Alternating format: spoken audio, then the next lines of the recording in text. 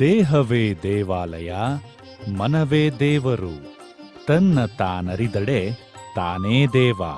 ಆ ಶರಣ ಪರಂಪರೆಗೆ, ಆ ಚಳುವಳಿಗೆ ನನ್ನ ದೀರ್ಘ ಶರಣಾರ್ಥಿಗಳನ್ನು ಹೇಳ್ತಾ, ಇಂಥ ಒಂದು ಕಾರ್ಯವನ್ನು ಗುರುತಿಸಿದಂತೆ ನಮ್ಮ ಪಾಳ ಗ್ರಾಮದ ಬಂಧುಗಳು ಮತ್ತು ನಮ್ಮ ಶರಣಗೌಡ ಪಾಟೀಲರು ಇವರೆಲ್ಲರೂ ಕೂಡ ನಮ್ಮ ವೀರ್ ಶೆಟ್ಟಿ ಅವರು ಇರಬಹುದು, ಅವರೆಲ್ಲರೂ ಕೂಡ ಅವರು ಸೇರಿಕೊಂಡ ರೀತಿಯೊಳಗೆ ನನ್ನನ್ನು ಇಲ್ಲಿ ಕೂರಿಸಿ ಇಷ್ಟು ಒಂದು ಅಭಿನಂದನೆಯನ್ನು ಮಾಡಿದ ರೀತಿಯೊಳಗೆ ನನಗೆ ಗೌರವ ಕೊಟ್ಟಿದ್ದಾರೆ. ಆ ಗೌರವಕ್ಕೆ ನನ್ನ ಹಣೆ ಮಾಡಿದು ನನ್ನ ಕೃತಜ್ಞತೆಗಳನ್ನು ಹೇಳ್ತಾ, ನಿಮ್ಮೆಲ್ಲರಿಗೂ ಕೂಡ ನನ್ನ ಮಾತುಗಳನ್ನು ಕೇಳಿದ್ದಕ್ಕೆ ನಾನು ನಮಸ್ಕಾರಗಳನ್ನು ಹೇಳ್ತಾ ನನ್ನ ಸಿಲೆಬಸ್ಸಿನ ಪಠ್ಯಕ್ರಮದಲ್ಲಿ ಕನ್ನಡವನ್ನು ಕಲಿಸ್ತಾ ಇರಲಿಲ್ಲ. CBSE ಸಿಲೆಬಸ್ಸಿನ ಪಠ್ಯಕ್ರಮದಲ್ಲಿ 1ನೇ ತರಗತಿಯಿಂದ 10ನೇ ತರಗತಿ ತನಕ ಪ್ರಥಮ ಅಥವಾ ದ್ವಿತೀಯ ಭಾಷೆಯಾಗಿ ಕನ್ನಡವನ್ನು ಕಡ್ಡಾಯವಾಗಿ ಕಲಿಸಬೇಕು ಅಂತ ಮಾಡಿರುವಂಥದ್ದು ಸರ್ ಅವರು ಅವಧಿಯಲ್ಲಿ. ಹಿರಿಯ ಘಟ್ಟವನ್ನ ತಲುಪಿದ್ದೇವೆ. ಇಂದಿನ ಕಾರ್ಯಕ್ರಮದ ಅಧ್ಯಕ್ಷತೆಯನ್ನು ವಹಿಸಿರುವಂತಹ ನಾಡೋಜ ಶ್ರೀ ಓಡೆ ಪಿ ಕೃಷ್ಣ ಅಧ್ಯಕ್ಷರು, ಕರ್ನಾಟಕ ಗಾಂಧಿ ಸ್ಮಾರಕ ಭವನ ಸರ್ ಅವರು ಮಾತಾಡಬೇಕು ಅಂತ ವಿನಂತಿಸಿಕೊಳ್ತಾರೆ. ಒಂದು ಕಡೆ ಹೇಳ್ತಾರೆ, ಹಸಿದ ಹೊಟ್ಟೆಗೆ ವೇದಾಂತ ಹೇಳಬೇಡಿ ಅಂತ. ನನ್ನನ್ನು ಅಧ್ಯಕ್ಷ ಕಡೆಯ ಮಾತು ನಂದು, ಅಂದರೆ ನಂತರ ಸ್ವಾಮಿಗಳ ಆಶೀರ್ವಚನ ಇರುತ್ತೆ. ಅದರಿಂದ ನಾನು ಹೆಚ್ಚು ಸಮಯ ತಗೊಳ್ಳೋಕೆ ಹೋಗಲ್ಲ. ಇವತ್ತು ಆರಂಭದಲ್ಲಿ BR ಪಾಟೀಲರು ಬಸವ ವಿಚಾರ ಎಲ್ಲ ಕಡೆ ಇವತ್ತು ಹರಡ್ತಾ ಇದೆ, ಆದರೆ ಕಂದಾಚಾರಗಳು ಅಷ್ಟೇ ಹೆಚ್ಚುತ್ತಿವೆ ಅನ್ನುವಂಥ ಎಚ್ಚರಿಕೆಯ ಮಾತನಾಡಿದರು. ನಾವೆಲ್ಲರೂ ಸೇರಿ ಕಲ್ಯಾಣ ನಾಡನ್ನು ಕಟ್ಟೋಣ ಅನ್ನುವ ಒಂದು ಸಂದೇಶದ ಮೂಲಕ ಅವರ ಮಾತನ್ನು ಮುಗಿಸಿದರು. ಚಹಾ ರಘುನಾಥ್ರವರು ಅದ್ಭುತವಾದಂಥ ಅಭಿನಂದನಾ ನುಡಿಗಳನ್ನು ಇಲ್ಲಿ ಇಟ್ಟರು. ಅವರು ಕೂಡ SG ಸಿದ್ದರಾಮಯ್ಯನವರಿಗೆ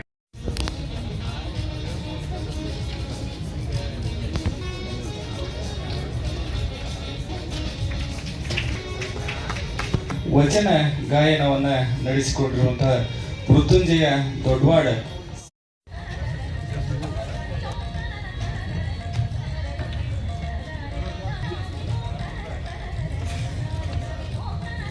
ಬಸವಣ್ಣ, ಕನ್ನಡಿಗರ ಸಾಹಿತ್ಯ ನಿಧಿ ಬಸವಣ್ಣ, ಕನ್ನಡಿಗರ ಧರ್ಮ ದೃಷ್ಟಾರ ಬಸವಣ್ಣ, ಕನ್ನಡಿಗರಿಗೆ ಬಸವ ಬಸವ ಎಂಬುದೇ ಮಂತ್ರ ತಂತ್ರ ಸಾಕ್ಷ್ಯ ಮೋಕ್ಷವಯ್ಯ ಕುಮಾರ ಕಕ್ಕಯ್ಯ. ಪ್ರಾತಸ್ಮರಣೀಯ ಸೃಷ್ಟಿಕರ್ತ ಪರಮಾತ್ಮನನ್ನ ಭಕ್ತಿಯಿಂದ ಸ್ಮರಣೆ ಮಾಡಿ, ಕನ್ನಡ ನಾಡಿನ ಸಾಂಸ್ಕೃತಿಕ ನಾಯಕ, ತಾತ್ವಿಕ ತಳಹದಿಯ ಮೇಲೆ ಸಾತ್ವಿಕ ಸಮಾಜವನ್ನು ಕಟ್ಟಿ ಸಕಲ ಜೀವಾವಳಿಗೆ ಲೇಸನ್ನು ವಹಿಸಿರುವ ವಂದನಾರ್ಪಣೆ ಇದೆ. ವಂದನಾರ್ಪಣೆ ನಂತರ ಪ್ರಸಾದ ವ್ಯವಸ್ಥೆ ಇದೆ. ದಯವಿಟ್ಟು ಪೊಲೀಸ್ ಇಲಾಖೆಯಲ್ಲಿ ಕೆಲಸ ಮಾಡ್ತಿದ್ದ ಮಿಥುನ್ ರಾಠೋಡ್ ಅವರು ವೇದಿಕೆ ಮೇಲೆ ಆಗಮಿಸಿ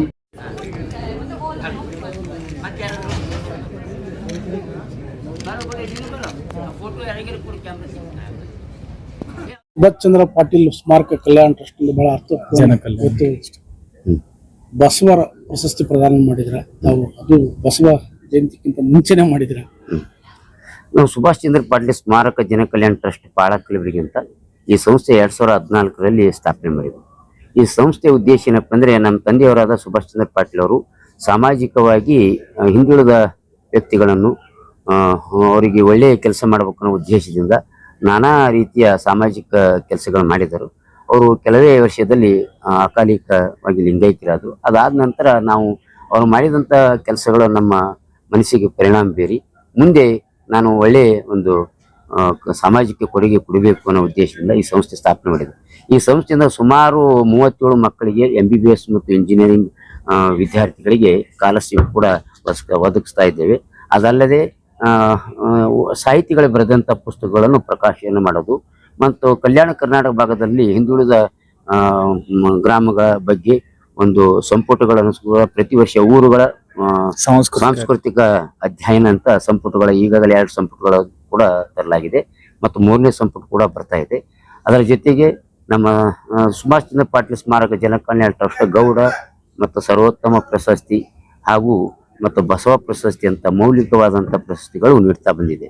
ಈಗಾಗಲೇ ಜಸ್ಟಿಸ್ ನಾಗರಾಜ್ ಅರಳಿ ನಾಗರಾಜ್ ಮತ್ತು ಗೋರು ಚನ್ನಬಸಪ್ಪ, ಸತೀಶ್ ಕುಮಾರ್ ಅಸ್ಮಿನಿಯವರು ಹಾಗೂ ಶರಣಬಸಪ್ಪ ಅಪ್ಪಾಜಿ, ಡಾಕ್ಟರ್ ಪೂಜ್ಯ ಲಿಂಗೈಕ್ಯ ಶರಣಬಸಪ್ಪ ಅಪ್ಪಾಜಿ ಅವರಿಗೂ, ಅಲ್ಲದೆ ಸಿದ್ಧಲಿಂಗಯ್ಯ ಅವರಿಗೂ, ವೈಜನಾಥ್ ಬಿರೇದರ್ ಅಂತ ಚಲನಚಿತ್ರ ನಟ ಅವರಿಗೂ ಕೂಡ ಈ ಪ್ರಶಸ್ತಿ ಸಂಸ್ಥೆ ನೀಡಲಾಗಿದೆ. ಮತ್ತ ಹೋದ ವರ್ಷ SG ಸಿದ್ಧಲಿಂಗಯ್ಯ ಅವರಿಗೆ, GS ಸಿದ್ಧಲಿಂಗಯ್ಯನವರಿಗೆ 50,000 ರೂಪಾಯಿ ಪ್ರಶಸ್ತಿ ಕೂಡ ಇದೇ ಚಿತ್ರಕಲಾ ಪರಿಷತ್ನಲ್ಲಿ ಹೋದ ವರ್ಷ ಕೂಡ ಅವರಿಗೆ ನೀಡಲಾಗಿದ್ದು ಅದು ಒಳ್ಳೆಯ ಸಂತೋಷದ ಸಂಗತಿ. ಏಕೆಂದರೆ ಸಿದ್ಧಲಿಂಗಯ್ಯನವರು ಶರಣ ಸಾಹಿತ್ಯಕ್ಕೆ ಬಹಳಷ್ಟು ಒಳ್ಳೆಯ ಕೊಡುಗೆಗಳು ಕೊಟ್ಟಿದ್ರು. ಅಂತ ವ್ಯಕ್ತಿಗೆ ನಾಡೋಜ ಒಂದಂತ ಪ್ರಶಸ್ತಿಗಳನ್ನು ಕೊಡತಕ್ಕಂತ ಅಂತ ವ್ಯಕ್ತಿ ಇದ್ದರು. ಅವರಿಗೆ ಸಮಾಜ ಮತ್ತು ಸರ್ಕಾರ ಗುರುತಿಸಲಾರದು ಒಂದು ನೋವಿನ ಸಂಗತಿ. ಆ ವಿಚಾರವನ್ನು ಇಟ್ಟುಕೊಂಡು ಶರಣ ಸಾಹಿತ್ಯ ಬಗ್ಗೆ ಸಾಕಷ್ಟು ಜನರು ಕೆಲಸ ಮಾಡ್ತಾ ಇದ್ದಾರೆ. ಅದರ ಎಲೆಮರಿಕಾಯಿಯಾಗಿ ಹಿಂದ್ಗಡೆ ಉಳಿದಿದ್ದಾರೆ. ಅಂಥವ್ರನ್ನು ನಾವು ಸರ್ಕಾರ ಗುರುತಿಸದೇ ಇರತಕ್ಕಂಥ ವ್ಯಕ್ತಿಗಳನ್ನು, ಶರಣ ಸಾಹಿತ್ಯದಲ್ಲಿ ಯಾರು ಹೆಚ್ಚಿನ ಕೆಲಸ ಮಾಡಿದ್ದಾರೆ ಅಂಥವ್ರನ್ನು ಗುರುತಿಸಿ ಈ ಸಂಸ್ಥೆ ಬಸವ ಪ್ರಶಸ್ತಿ 50,000 ರೂಪಾಯಿ ನಗದು ಹಣದ ಮೂಲಕ ನೀಡ್ತಾ ಇರೋದು ನಮಗೆ ಹೆಮ್ಮೆಯ ಸಂಗತಿ. ಈ ವರ್ಷ SG ಸಿದ್ದರಾಮಯ್ಯವರಿಗೆ ನಾವು ಬಸವ ಪ್ರಶಸ್ತಿ ಪ್ರದಾನ ಮಾಡಿದ್ದೇವೆ. ಏಕೆಂದರೆ ಅವರು ಸುಮಾರು ವರ್ಷಗಳಿಂದ ಶರಣ ಸಾಹಿತ್ಯವನ್ನು ಓದಿಕೊಂಡು ನಮ್ಮ ಕಲ್ಯಾಣ ಕರ್ನಾಟಕದ ಭಾಗದಲ್ಲಿ ಶರಣರು ನಡೆದಾಡುತ್ತಾನೆಲ್ಲ ಆ ಎಲ್ಲ ಸಂಸ್ಕೃತಿಯನ್ನು ಮೈಗೂಡಿಸಿಕೊಂಡು ಶರಣರ ಆಚಾರ ವಿಚಾರಗಳನ್ನು ಇಡೀ ನಾಡಿಗೆ ಒಂದು ವಿಚಾರಗಳನ್ನು ಅವರು ವೇದಿಕೆ ಮುಖಾಂತರ ಹಂಚ್ಕೊತಾ ಇದ್ದಾರೆ. ಅಂತ ಮಹಾನ್ ಮೌಲಿಕವಾದಂಥ ವ್ಯಕ್ತಿಗಳು ಯಾರು ಸಿದ್ದರಾಮಯ್ಯನವರು. ಈಗಾಗಲೇ ನಮ್ಮ ಸರ್ಕಾರದ ಮುಖ್ಯಮಂತ್ರಿಗಳಿಗೆ, ಈ ಸರ್ಕಾರದ ಮುಖ್ಯಮಂತ್ರಿಗಳು ಮತ್ತು ಈ ಇದ್ದ ಸರ್ಕಾರಕ್ಕೆ ನಾವು ಒಂದು ಅಭಿನಂದನೆಗಳು ಸಲ್ಲಿಸ್ತೇವೆ. ಏಕೆಂದರೆ ಸಾಂಸ್ಕೃತಿಕ ನಾಯಕ ಬಸವಣ್ಣ ಅಂತ ಒಂದು ಘೋಷಣೆ ಮಾಡಿದ್ದಾರೆ. ಅದು ಬಹಳ ನಮಗೆ ಸಂತೋಷ ತಂದಿದೆ ನಮ್ಮ ಭಾಗಕ್ಕೆ.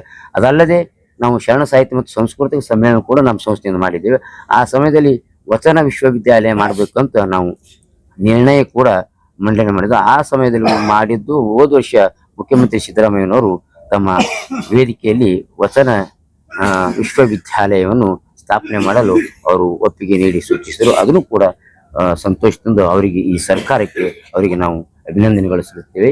ಈ ಕಾರ್ಯಕ್ರಮದಲ್ಲಿ ಅಚ್ಚುಕಟ್ಟಾಗಿ ನಿರ್ವಹಣೆ ಮಾಡಿದಂಥ ಬೆಂಗಳೂರು ನಗರದ ಎಲ್ಲ ಹಿರಿಯ ಸಾಹಿತಿಗಳಿಗೂ, ಪತ್ರಕರ್ತರಿಗೂ ಮತ್ತು ಪೊಲೀಸ್ ಸಿಬ್ಬಂದಿ ವರ್ಗದವರಿಗೂ, ನಮ್ಮ ಕಲ್ಯಾಣ ಕರ್ನಾಟಕ ಭಾಗದ ಬಂದಂಥ ಎಲ್ಲ ನಮ್ಮ ಪ್ರೀತಿಯ ಸಹೋದರ ಸಹೋದರಿಯರಿಗೂ ಮತ್ತು ಬೆಂಗಳೂರು ನಗರದ ಎಲ್ಲ ಶರಣ ಸಾಹಿತಿಗಳಿಗೂ, ಶರಣ ಚಿಂತಕರಿಗೂ ಈ ಕಾರ್ಯಕ್ರಮದಲ್ಲಿ ಭಾಗವಹಿಸಿ ಯಶಸ್ವಿಗೊಳಿಸಿದಂಥ ತಮ್ಮೆಲ್ಲರಿಗೂ ಅಂತರಾತ್ಮಲಿರುವ ಆ ಪರಮಾತ್ಮಗೆ ನನ್ನ ಶರಣಾರ್ಥಿಗಳು. ನನ್ನ ಹೆಸರು ಶರಣಗೌಡ ಪಾಟೀಲ್ ಪಾಳ ಅಂತ, ಸಂಸ್ಥೆಯ ಅಧ್ಯಕ್ಷನಾಗಿದ್ದೇನೆ.